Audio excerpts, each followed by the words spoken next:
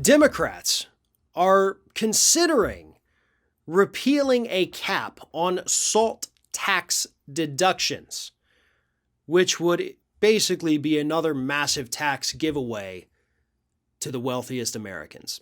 Now, the SALT tax, for those of you who are not familiar, SALT stands for state and local taxes. So when you say SALT tax, it's actually a redundant use of the word tax. But either way, it allows individuals to write off state and local taxes that they pay on their federal taxes.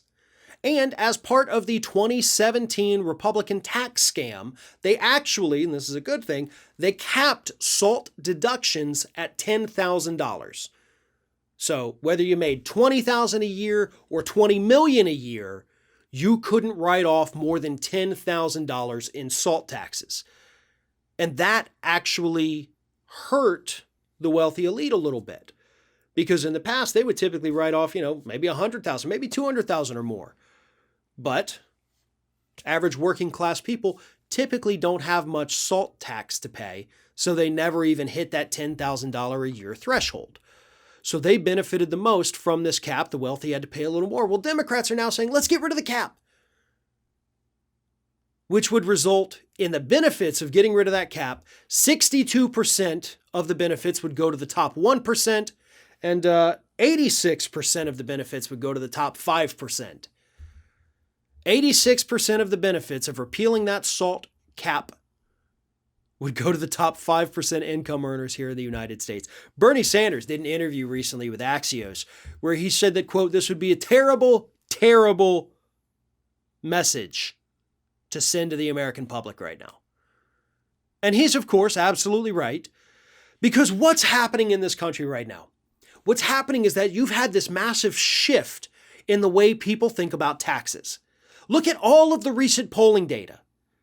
Even Republicans now agree with the statement the wealthy do not pay their fair share in taxes. And they, including Republicans, obviously independents and Democrats were already there, but even Republicans say, I want them to pay more. I want corporations to pay more in taxes.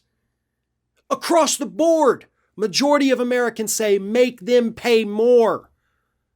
The Democrats have the wind at their backs, the public on their side, and instead of doing anything meaningful, they say, what if we did a Republican thing and cut their taxes? I don't know. I don't even know what to say anymore, because that is such an idiotic idea when you've got the public out there telling you don't do this. Bernie Sanders is giving you this warning. Of course, he goes largely ignored with his warnings that all turn out to be true. And Democrats are still saying, I don't know, man. We could get rid of it and benefit just the top 5% of income earners here in the United States. There's no reason to do this. It would cost the economy $90 billion a year in lost tax revenue. Leave it in place, move on. And why'd you even have to mention it in the first place? Is there a political realignment happening, where you have people like Ted Cruz going out trashing corporations and Democrats saying they want to cut their taxes? Like, what in the hell is going on in this country right now? Of course, we know why Ted Cruz is doing that. He's not genuine about it. But Democrats, no. Cutting taxes for the wealthy, that's not your thing. You leave that to Republicans, and you let the public be pissed at them for it. Bernie's right. This would send a terrible, terrible message to millions of struggling Americans still trying to find their way through this pandemic. The wealthy don't need any more coddling. What they need are higher tax brackets.